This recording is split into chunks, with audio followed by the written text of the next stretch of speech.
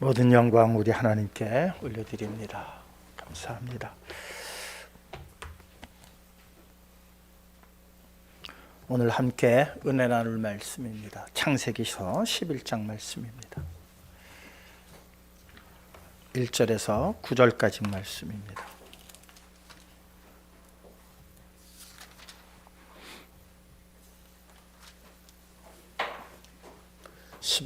창세기 11장 1절에서 9절까지 말씀입니다. 온 땅의 언어가 하나요 말이 하나였더라. 예, 그들이 동방으로 옮기다가 신할 평지를 만나 거기 거류하며 서로 말을 하되 자 벽돌을 만들어 견고히 굽자 하고 이에 벽돌로 돌을 대신하여 역청으로 진흙을 대신하고 또 말하되 자 성읍과 탑을 건설하여 그 탑 꼭대기를 하늘에 닿게 하여 우리 이름을 내고 온 지면에 흩어짐을 면하자 하였더니 여호와께서 사람들이 건설하는 그 성읍과 탑을 보려고 내려오셨더라. 여호와께서 이르시되 이 무리가 한 족속이요 언어도 하나이므로 이같이 시작하였으니 이후로는 그 하고자 하는 일을 막을 수 없으리로다. 자 우리가 내려가서 거기서 그들의 언어를 혼잡하게 하여 그들이 서로 알아듣지 못하게 하자 하시고 여호와께서 거기서 그들을 온 지면에 흩으셨으므로 그들이 그 도시를 건설하기를 그쳤더라. 그러므로 그 이름을 바벨이라 하니 이는 여호와께서 거기서 온 땅의 언어를 혼잡하게 하셨습니다. 여호와께서 거기서 그들을 온 지면에 흩으셨더라. 아멘. 다시 한번 기도하시겠습니다. 내일을 예측할 수 없는 혼잡한 시대에 저희들이 살고 있습니다. 국제적으로도 국내적으로도 정말 예기치 못한 일들이 곳곳에서 발생을 하므로 모든 이들의 마음을 어둡게 하는 일들이 계속 일어나고 있습니다. 그러나 저희들은 하나님께서 택하신 족속입니다. 백성입니다. 하나님께서 반드시 길을 여셨사오며 그 길로 저희들을 안전하게 인도해 주실 줄 믿고 오늘도 주님 앞에 경건한 마음으로 머리 숙였습니다. 머리 숙인 모든 성도들의 이름들을 하나님 기억하여 주시옵시고 생명책에 다시 한번 확인하여 주시옵소서. 강도사님 간절히 구한 기도의 내용 들으심을 감사드립니다. 하나도 땅에 떨어짐이 없이 이루어 주시옵소서. 하나님 앞에 어려운 가운데서도 찬양 올려드린 우리 김보민 집사 하나님 기억하여 주시옵시고 저의 찬양이 하늘 보좌뿐만 아니라 온 우리의 은혜의 찬양으로 울려 퍼지게 하여 주시는 가운데에 많은 이들이 주님 앞에 돌아오는 역사가 일어나게 하여 주시옵소서. 가정에서 예배드리는 당신의 사랑하는 백성 위에도 하나님 은재를 세우시고 한없는 은혜 내려 주시옵소서. 특별히 병석에 누워있는 이들 위해 하나님 기도합니다. 불쌍히만 여겨 주시옵소서.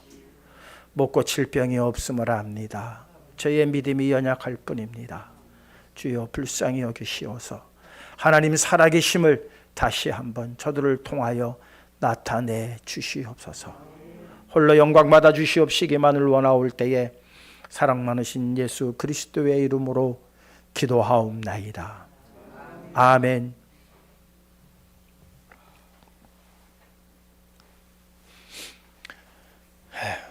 북한에서 연일 미사일을 쏘아 올리고 있습니다. 장거리, 중거리, 단거리 해가지고 한 30여 발을 지금 지난주에 쏘아 올렸죠. 동해에서 하고 있는 한미일 연합 훈련 때문에 그들은 거기에 아주 그렇게 민감하게 반응을 하면서 지금 이러한 도발 행위를 하고 있습니다. 뭐 엊그제는 그래서 죽음의 백조라고 하는 아주 어마무시한 미국의 아주 전략 그 비행기가 우리나라 상공에 왔다 갔다고 그럽니다. 북한의 김정은이가 가장 무서워하는 게 바로 그 비행기래요. 그것은 언제 왔다 갔는지도 모른대요. 그냥 평양 깊숙이 쑥 들어가서 한 60여 톤의 폭탄을 퍼붓고 날아갈 때까지 아무도 모른답니다. 레이더에 잡히지도 않고요. 전혀. 그래서 아주 가장 그 무서워하는 비행기가 바로 그 비행기라고 그럽니다. B-1B라고 하는 비행기이죠. 생기기도 아주 정말 잘 생겼고, 야, 어마어마하다 할 정도로 그걸 아예 그냥 괌에서 출발하면서 다 오픈시켜 버렸어요. 항론이 뭐니 원래 그걸 끄면은 아무도 몰라요. 언제 왔다 갔는지도 몰랐는데 아예 항로를 오픈시켰어요. 이게 날아간다. 너희들 봐라. 아주 그냥 공개적으로 그렇게 그런 일들이 지난 한 주 동안 있었습니다. 참 지난 한 주에 많은 일이 있었죠. 이태원 사건을 시작으로 해서 또 좋은 소식도 하나 있었어요. 매몰된 광부가 9일 만에 정말 무사히 생還한 그런 소식도 있었습니다. 참 지난 한 주를 이렇게 돌이켜 보면은 뭐 이렇게 많은 일들이 어마어마한 일들이 일어날까. 그 중에서 김정은이가 왜 저렇게 무도하게 이런 만행을 저지를까? 도대체 저는 뭘 믿고 저럴까? 뭘 믿고? 아마 이렇게 하면은 자기네들을 핵 보유 국가로 인정할 것이다, 인정받겠다라고 하는 신념을 가지고 있는 것 같아요. 참 이 신념이 무서운 것 같습니다. 여러분, 신앙과 신념은 전혀 다른 차원의 것입니다. 호교 사람들이 신념과 신앙을 비슷한 걸로 여기는 경우가 있어요. 그래서 신념과 신앙을 성경에서는 어떻게 기록하고 있는가 하고 찾아봤더니 신념이라고 하는 단어는 없어요. 그런데 그 공동 번역이라든가 요즘 새로 나온 성경책에 보니까는 신념이라고 하는 단어들을 많이 넣었더라고요. 그래서 이거 뭐를 신념이라고 이렇게 해놨지 하고 봤더니 담대함 뭐 이런 것들을 신념으로 그렇게 번역을 했어요. 그것보다는 이거 왜 담대함이 신념이라고 이렇게 번역을 했을까, 그런 우려를 한번 준비하면서 했습니다. 다만 신념이라고 하는 것은 자기 확신이죠. 자기 확신. 신앙은 자기 확신이 아니에요. 하나님께 대한 신앙이죠. 하나님을 의지하고 하나님을 믿는 마음이 신앙이고요. 신념은 자기 확신에 가득 차가지고 물불을 안 가리고 덤벼드는 그런 일을 신념에 가득 차다, 우리는 그렇게 말하곤 합니다. 이 신앙을 신념으로 잘못 생각하면은 저기 IS 같은 테러 집단들이 생겨나는 거예요. 그들은 신앙이 아니라 신념으로 움직이고 있거든요. 그래서 우리는 오늘 이 시간 신념이 아닌 참 신앙으로 하나님만을 경외하고 하나님만을 의지하고 하나님만을 바라보실 수 있는 저와 여러분들 되시기를 주님의 이름으로 축원합니다. 오늘 본문에 나온 바벨, 이 바벨이라고 하는 바벨탑, 바벨론, 바벨 다 같은 말이죠. 이 바벨 이제 11장에 처음 이제 등장합니다. 그런데 결론적으로 말씀을 드리면 이 바벨을 요한계시록은 뭐라고 표현을 해놨느냐? 아예 그냥 마귀 집단으로 표현을 해놨어요. 한번 찾아보시자고요. 우리 계시록 17장 5절입니다. 함께 읽겠습니다. 그의 이마에 이름이 기록되었으니 비밀이라 큰 바벨론이라 땅의 음료들과 가증한 것들의 엄이라 하였더라. 예.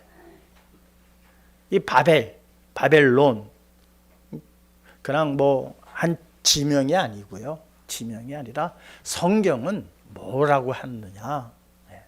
아예 마귀 집단이라고 하는 거예요. 땅의 음료들과 가증한 것들의 엄이다. 아주 본산지라는 거예요. 본산지. 바벨이 저기 저 뭐 바벨론을 얘기하는 게 아니라 영적으로 이 바벨. 그러니까 이 바벨이 왜 이렇게 완전히 마귀들의 집합체가 되었고 본산지가 되었는가? 무엇이 그렇게 만들었는가? 인간의 신념이 그렇게 만들었어요. 뭐가 만들었다고요? 인간의 신념이. 오늘 한번 본문 4절 한번 말씀 함께 읽어보시자고요. 4절입니다. 또 말하되 자 성읍과 탑을 건설하여 그 탑 꼭대기를 하늘에 닿게 하여 우리 이름을 내고 온 지면에 흩어짐을 면하자 하였더니 이게 바로 그 시대의 사람들의 신념이에요. 신념. 사실 하나님께서는 온 땅에 뭐하라 하라?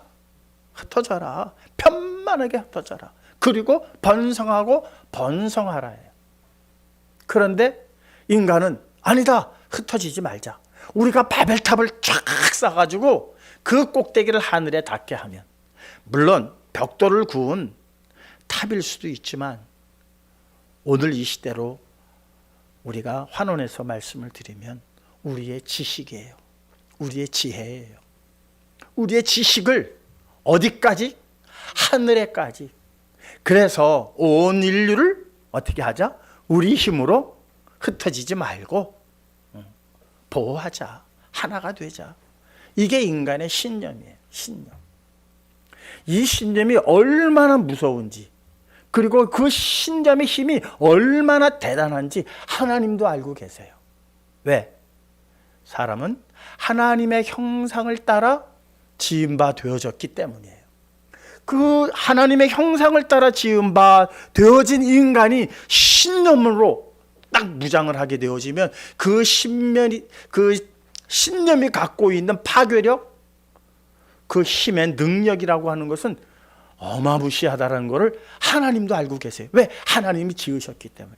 그래서 6절을 한번 보시자고요. 하나님이 뭐라고 말씀하셨는가? 여호와께서 이르시되 이 무리가 한 족속이요 언어도 하나이므로 이같이 시작하였으니 이후로는 그 하고자 하는 일을 막을 수 없으리로다. 하나님이 막을 수 없는 일이 뭐가 있겠어요? 그죠? 하나님 막을 수 없는 일은 없어요. 그런데 하나님도 우려를 하신 게 인간의 신념이 얼마나 무서운지를 하나님이 아셔요. 그 신념이. 신앙이 아니라 신념입니다. 신념. 그랬더니 정말 그 신념으로 그들이 어떻게 했어요? 바벨탑을 쌓았는데 그 탑의 꼭대기가 어디에 닿았어요? 하늘에 닿았어요. 하늘에 닿았어도요. 야, 얼마나 높이 쌓나 하나님이 올라가 보신 게 아니라 하나님이 어떻게 하셨어요? 내려오셨어요. 암만 높이 쌓아도요. 하나님은 그걸 보시기 위해서는 하나님은 어떻게 하셔야 돼요? 내려오셔야 돼요. 그러니까는 하나님의 발끝에도 못 갈 일인데도 인간은 그 신념 하나로 거기에 가겠다는 거예요. 그러니까 신념이 어떻게 보면 미련한 거죠. 미련한 거예요. 그 신념으로 시작되어졌기 때문에 그 바벨을 뭐라고 말씀하셨느냐? 요한계시록에는 음녀들, 그 머리들의 엄이라 그랬어요. 지금 우리가 어디에 살고 있습니까? 예. 바벨이라 일컫는 이 세상에 지금 우리가 살고 있어요. 바벨이라 일컫는. 그래서 요한계시록에는 바벨을 3등분해서 나눠버리겠다라고 하는 그러한 말씀도 있습니다. 큰 성 바벨론이 무너졌도다 이런 말씀도 기록하고 있습니다. 사랑하는 성도 여러분,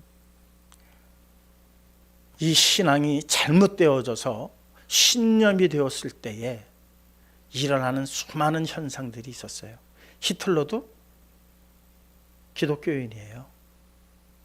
히틀러가 기독교인이라는 거 처음 들어보세요? 들어보셨죠? 예, 교회 신자였어요. 근데 그는 무엇에 사로잡힌 사람이에요? 신념에 사로잡혔어요. 그래서 유대인들을 그렇게 학살하고 온 세상을 정말 피로 물들였던 그 역사적 인물, 바로 신념에 가득 찬 사람이에요. 김정은이가 신념에 가득 차 있어요. 이 신념에 가득 차 있기 때문에 골칫덩어리가 되고 있어요. 골칫덩어리가. 대한민국의 신념으로 가득 찬 사람들이 많아요. 좋은 면으로는 그 신념이 어떠한 경제를 부흥시키고 또한 군사력을 강하게 하는 일에 이바지하는 경우도 없지 않아 있지만, 그러나 그것이 지나쳐서 그 신념이 어떤 신앙으로 잘못 오인되었을 때에 대한민국 얼마나 많은 이단의 종교가 그렇게 있습니까? 그 일로 인해서 파생되어지는 그 사회적 문제점이라는 걸 이루 말할 수 없잖아요. 여느 나라하고 달리 이 대한민국에 그런 일들이 많아요. 그것은 신념을 신앙으로 오인하고 있기 때문이에요. 빌립보서 4장 13절입니다. 이 부분을 우리가 잘 보셔야 돼요. 빌립보서 4장 13절 함께 읽겠습니다. 내게 능력 주시는 자 안에서 내가 모든 것을 할 수 있느니라. 사랑하는 성도 여러분, 여기서 주어가 뭔 줄 아세요? 주어가 사람들은요 뭐든지 할 수 있다를 강조하고 있어요. 나 뭐든지 할 수 있어. 그런데 사도 바울의 고백은요, 뭐든지 할 수 있다에다가 방점을 둔 게 아니라 내게 능력 주시는 자 안에서의 방점이 찍혀 있어요. 똑같은 구절임에도 불구하고 사람들이 어디다가 방점을 찍느냐에 따라서 어떤 이들은 신앙이 되고 어떤 이들은 신념이 되고 맙니다. 내게 능력 주시는 자 안에서 여기다가 방점을 두게 되어지면 신앙인이 됩니다. 신앙인이 돼요.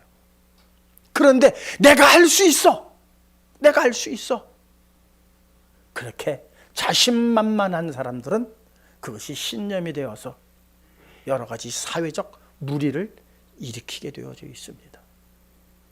우리는 신념이 강한 자가 아니라 신앙이 돈독한 자들이 되어야 합니다. 내가 뭐든지 할 수 있어라는 말은 뭐예요? 이게 교만이에요. 바벨탑이 그걸로 시작된 거잖아요. 그래서 결국은 마귀들의 본산지가 되어버리고 마는 거예요. 내가 할 수 있어. 그런데 우리가 인문학에서 계속 가르치는 게 뭐예요? 할 수 있어. 넌 뭐든지 할 수 있어. 그걸 계속 가르치잖아요. 그렇게 사는 사람을 또 우리는 존경하고요. 근데 이게 얼마나 위험한 발상이냐? 성경은 우리에게 일러주고 있습니다. 교만은 무엇이다? 멸망의 선봉이라고 그랬어요. 왜 빌립보서 4장 13절 이 한 구절을 놓고 어떤 사람들은 교만한 마음으로, 이 교만하면 누가 갖는 교만함이냐? 하나님을 모르고 하나님 앞에 예배를 드리지 않는 사람들의 교만이 아니에요. 빌립보서 4장 13절에 의거한 그 교만함은 어떤 이들의 교만함입니까? 하나님을 믿는다 하는 자들의 교만함이에요. 그 교만함은 멸망의 선봉이라고 하나님께서 말씀하셨죠. 우리 너무나도 잘 알잖아요. 그 하나님께서 얼마나 교만을 미워하시는지 몰라요. 우리 잠언서 말씀 16장 5절입니다. 함께 읽겠습니다. 무릇 마음이 교만한 자를 여호와께서 미워하시나니 피차 손을 잡을지라도 벌을 면하지 못하리라. 예. 교만한 자를 하나님께서 미워하시는데 미움을 받는다고 해서 지들끼리 야 우리 손잡고 한번 해보자. 우리 할 수 있어. 우리 인간은 할 수 있어. 그러나 그들은 결단코 벌을 면치 못한다라고 성경은 확정적으로 말씀하고 있어요. 참 이 교만한 마음 틈탈 때 많죠. 저 자신도 이 교만한 마음 얼마나 자주 틈타는지 몰라요. 처음에 개척할 때 우리 집사람한테 그랬어요. 여보 딱 2년만 기다려. 내가 큰 교회 나 세울 수 있어. 얼마나 교만해. 지금 거의 20년 동안 이루고 있어요. 그 교만함 없애시려고. 얼마나 감사한지 몰라요. 큰 교회 세워서 교만함 가지고 있은들 뭐 하겠어요. 그런 이들끼리 아무리 손 꼭꼭 잡고 수만 명, 수십만 명이 손을 잡고 우리는 무슨 교인이야 하고 손잡고 있는다 할지라도 무엇한다? 벌을 면치 못하리라. 하나님이 교만을 그렇게 미워하세요. 그게 바로 바벨탑의 시작이었기 때문이에요. 우리가 잘 아는 사도 바울이라고 하는 이름을 얻기 이전에 그의 이름은 무엇이었습니까? 사울이었습니다. 하나님을 율법에 대하여 그는 아주 최고의 권위자였습니다.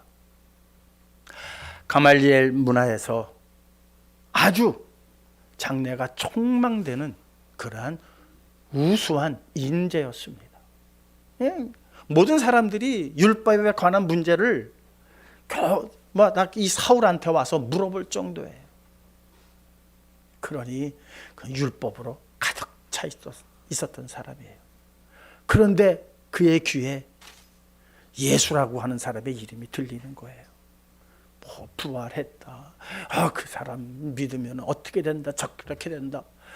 자기가 알고 있는 율법에 의하니까는 이단의 괴수거든요. 예수는.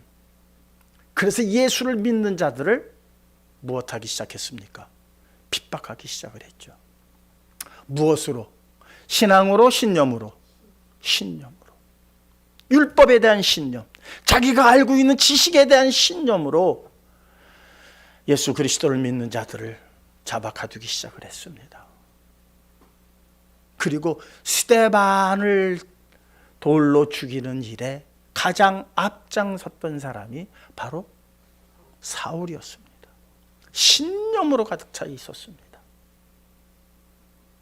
그가 변했습니다. 우리 사도행전 9장 1절에서 2절 말씀 한번 보도록 하시겠습니다.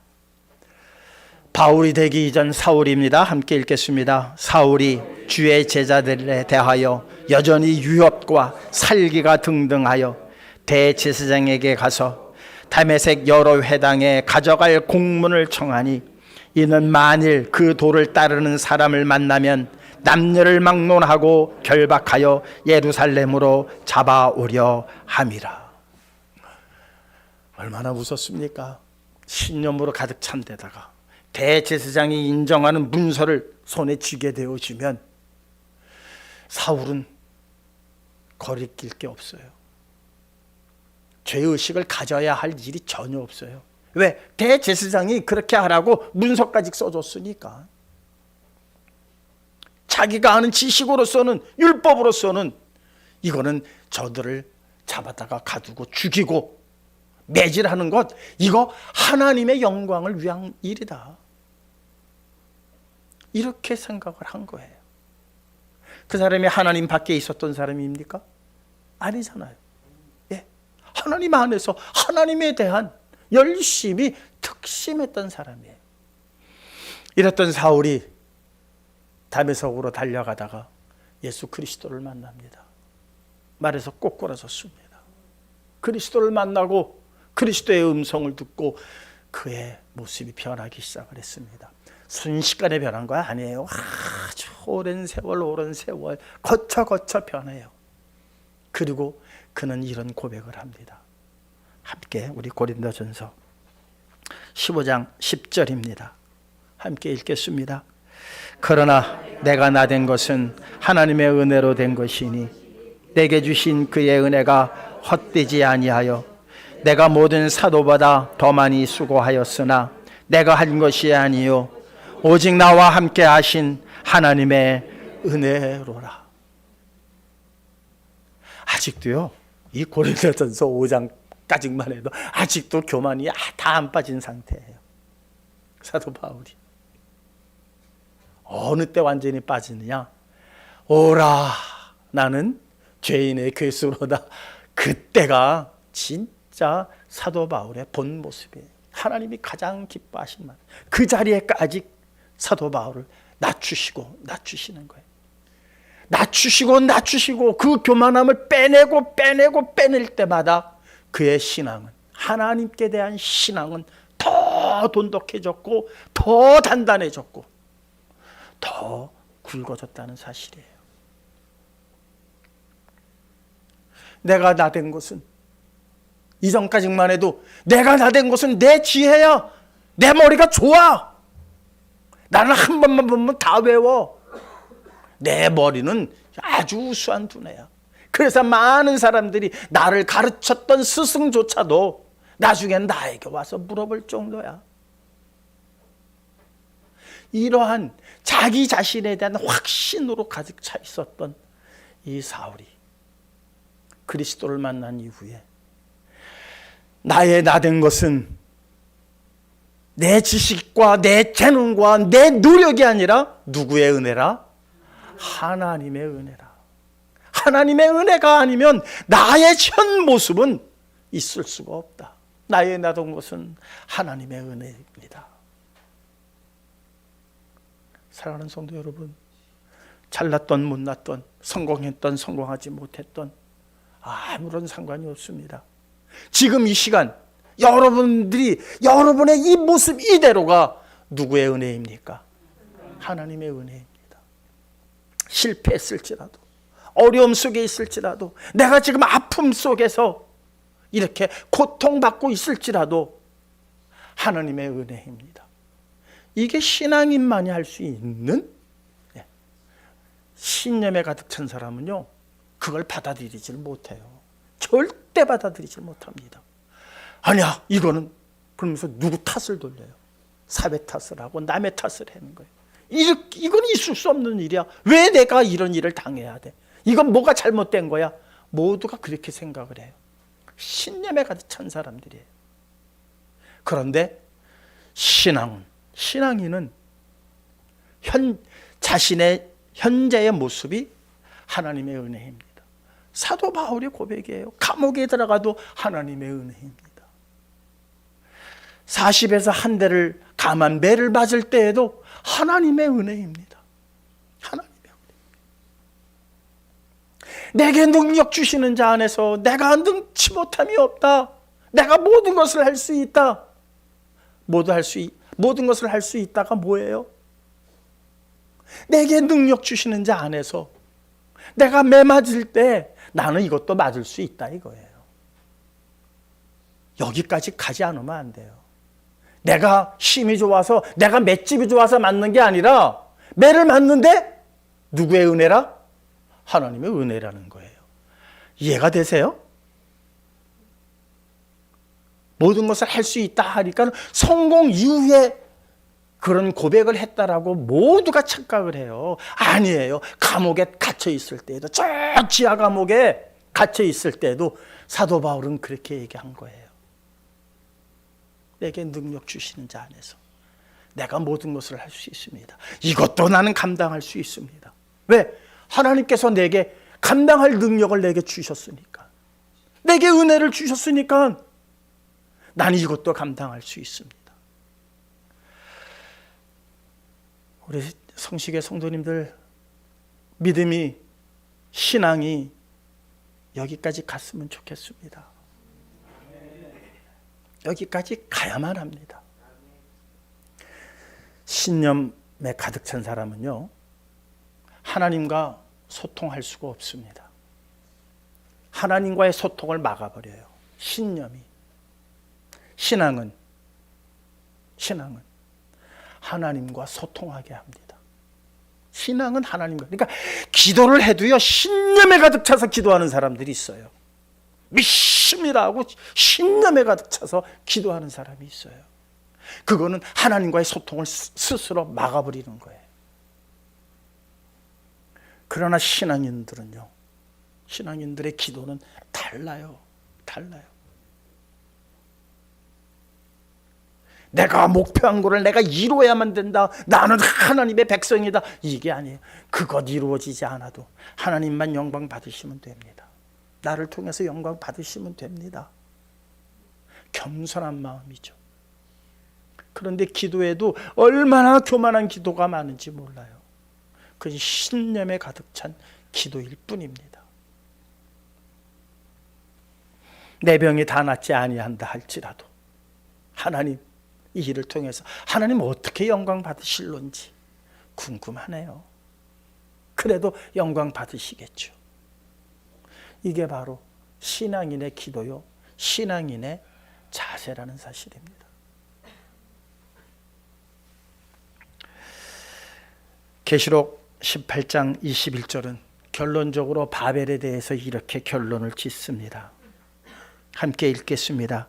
이에 한 힘센 천사가 큰 맷돌 같은 돌을 들어 바다에 던져 이르되, 큰 성 바벨론이여, 이같이 비참하게 던져져 결코 다시 보이지 아니하리로다.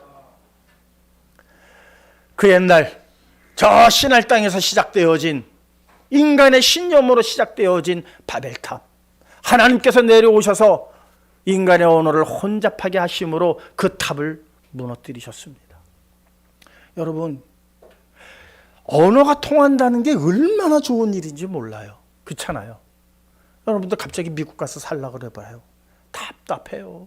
특히 나이 잡수신 분들, 자녀가 아무리 돈이 많이 벌었다고 해서 어머니 여기 와서 편하게 사세요, 편하게 사세요 해도 한 달도 못 있어서 나 한국 갈란다 그래요. 왜? 뭐가 안 통해서? 말이 안 통하면은요, 얼마나 답답한 건지 몰라요. 제일 답답한 게 말 안 통하는 거잖아요. 그런데 이 시대에는 언어가 하나예요. 언어가 하나. 그건 무슨 뜻이에요? 다 통하. 인간끼리는 잘 통하는 거예요. 뜻이 통하고 다 통해요. 그런데 누구하고 안 통했어요? 창조주 하나님하고 안 통한 거예요.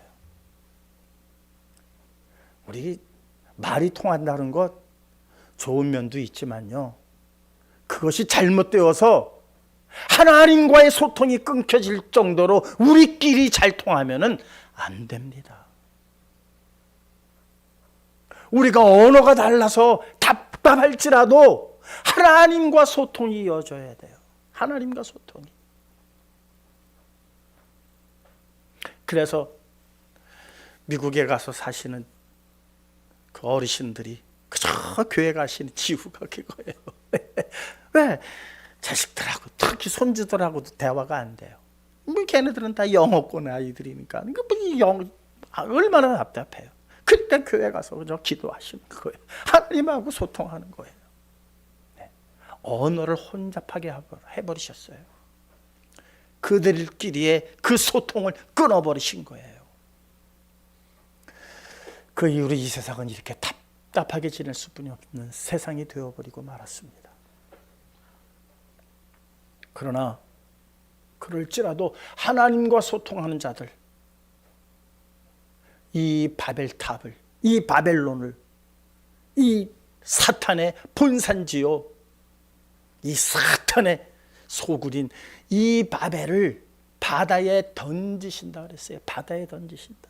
그 신념으로 가득 차서 자기 멋대로 살아가고, 인본주의로 내가 최고다, 우리는 뭐든지 할 수 있다, 이런 모든 인간들을 바다에 던져버리신다. 다시는 보이지 않게 하시겠다는 거예요. 그렇다면 거기서 살아남을 자 누가 있습니까? 거기서 살아남을 자, 겸손한 자들이죠. 겸손한 자, 하나님과 소통하기를 원하고, 저들과 그 바벨에서 저들과 어울려 살면서 저들과 소통하는 것이 아니라 그들과는 뭐가 불통이 돼요. 뭔가 그렇잖아요. 세상에 나가면은 친구들 아직 재밌습니까? 네, 그러면 그들과 소통이 되는 거예요. 점점 시간이 지나니까 친구들이 그렇게 별로 만나도 반가워지질 않아요. 누굴 보면 반갑냐? 여러분들을 보면 반가워요. 이게 달라지는 거예요. 누구와 소통하는 자들을 만나야 반가우냐? 하나님과 소통하는 자들을 만나야 반가울 정도가 우리 모두가 되어야 합니다. 그랬을 때에 하나님께서 그들을 알고기라 일컬으시면서 모아주실 것입니다. 그리고 이 바벨을 바다에 던지실 때 하나님께서 참 신앙, 하나님과 소통하며 겸손한 자를 찾으시는 가운데에 우리 성식의 성도님들 모두가 다 이렇게 하나님의 구원의 손길 안에 다 두게 하실 줄 분명히 믿습니다. 하나님과 소통할 수 있는 길, 다른 길이 없어요. 뭐 저 계룡산 가가지고 소나무 뿌리 잡고 나 직통계시 받겠다고 해서 되는 게 아니에요. 하나님과 소통할 수 있는 유일한 길은 보내신 예수 그리스도를 믿는 거예요. 그래요, 안 그래요? 예수 그리스도를 통하지 않으면 하나님과 소통할 수가 없어요. 절대 안 돼요. 사도 사울이 하나님하고 통하겠다는 거예요. 예수 제껴놓고 하나님이 주신 율법 가지고 나 하나님하고 소통하겠다고 덤벼들었을 때가 바로 사울의 모습이었어요. 신념이에요. 하나님께서는 독생성자 예수 그리스도를 우리에게 보내주셨고 그 이름을 믿는 자들 구원하신다라고 약속하셨습니다. 주님께서 보내주신 예수 그리스도 보내심을 받고 이 땅에 오셔서 십자가에 못 박혀 달려 돌아가신 그 예수님이 가시면서 또 말씀하셨습니다. 내가 가면 그를 보내리라. 진리의 성령을 보내리라. 예수님께서 또 한 차례 보내주실 것을 약속하셨습니다. 우리는 또한 진리의 성령의 인도를 받아야 합니다. 진리의 성령은 말씀을 떠나서는 절대로 만날 수 없는 것이 바로 진리의 성령입니다. 그래서 이 예배가 그렇게 소중한 거예요. 예배가 소중한 거예요. 이 줄기 안에서 한 분도 흐트러짐이나 이탈됨이 없이 이제 얼마 남지 않은 이 바벨이 바다에 던져질 그 시간이 얼마 남지 않은 이 시대를 살아가는 우리들 더욱더 겸손한 마음으로 하나님과 소통하시며 살아가실 수 있는 우리 모두 되시기를 주님의 이름으로 축원합니다. 주신 바의 말씀 마음 신비에 새기시면서 정말 겸손하게 신앙하겠습니다. 신념이 아닌 교만으로 시작된 신념이 아닌 겸손으로 주님께 나아가는 그 신앙, 참 신앙의 소유자 되게 해달라고 우리 잠시 동안만 합심해서 기도하는 시간 갖겠습니다. 하나님 아버지 감사합니다. 오늘 말씀을 통해서 신념과 신앙을 온전히 구별했습니다. 세상에서는 신념 가진 자들이 멋있어 보이고 성공할 확률이 높다고 합니다. 그러나 우리는 세상의 성공이 목표가 아니라 하나님의 구원하심이 저희의 삶의 최대치입니다. 그러기 위해서 겸손한 마음 갖게 하여 주시옵소서. 겸손한 자로 보내신 예수 그리스도를 믿는 자들 되게 하시고 보내신 진리의 성령을 따르는 자들 되게 하여 주시옵소서. 흔들림 없게 하여 주시옵시고 오직 표대만을 향하여 달려갈 수 있는 경주장에 선 경주자처럼 최선을 다하며 나아갈 수 있도록 하나님 도와주시옵소서. 참 신앙인 되게 하여 주시옵소서. 예수님의 이름으로 믿고 기도하옵나이다.